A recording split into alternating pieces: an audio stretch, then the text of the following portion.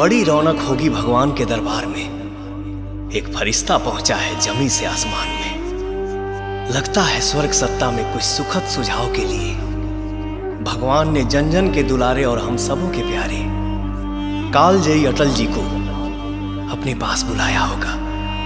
उसी ऊपर वाले से हाथ जोड़कर पवन सिंह की तरफ से एक अनुरोध है।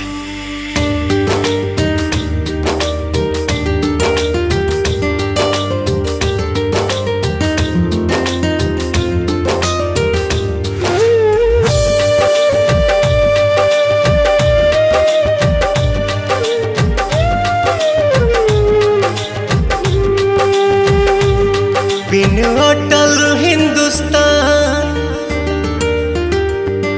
तन जैसे बिना जान।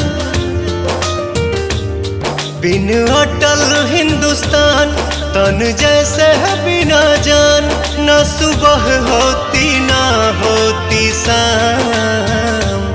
कुछ दिन रख कर अपने धाम में लौटा देना है मेरे राम। कुछ दिन रख कर अपने धाम में लौटा देना है मेरे राम।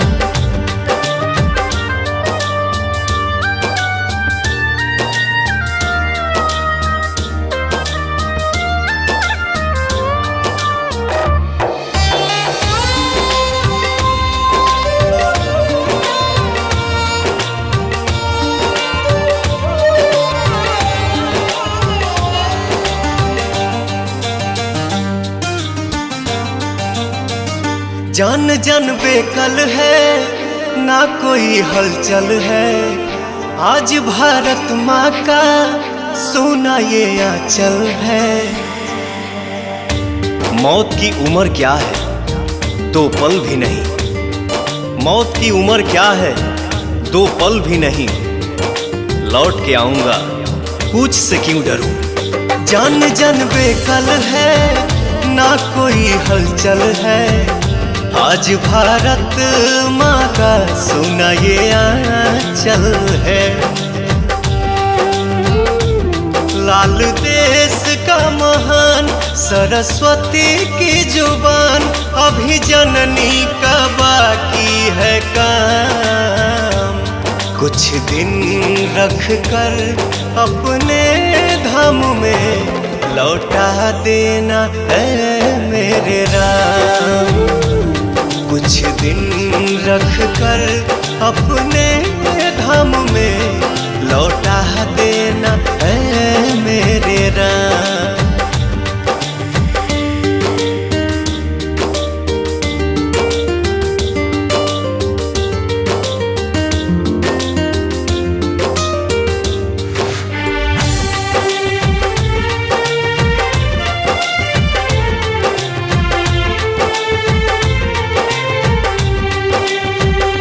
थक कर सोया है लाल मेरा कोमल है।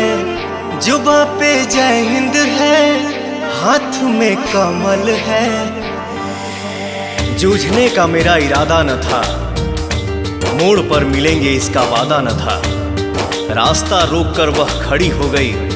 यूं लगा मौत जिंदगी से बड़ी हो गई। थक कर सोया है लाल मेरा कोमल है। जुबां पे जय हिंद है हाथ में कमल है। आज चूम के चरण कहे घुंघरू पवन। मन मतलबी भी करता सलाम। कुछ दिन रख कर अपने धाम में लौटा देना है मेरे राम। कुछ दिन रख कर अपने धाम में लौटा देना है मेरे राम।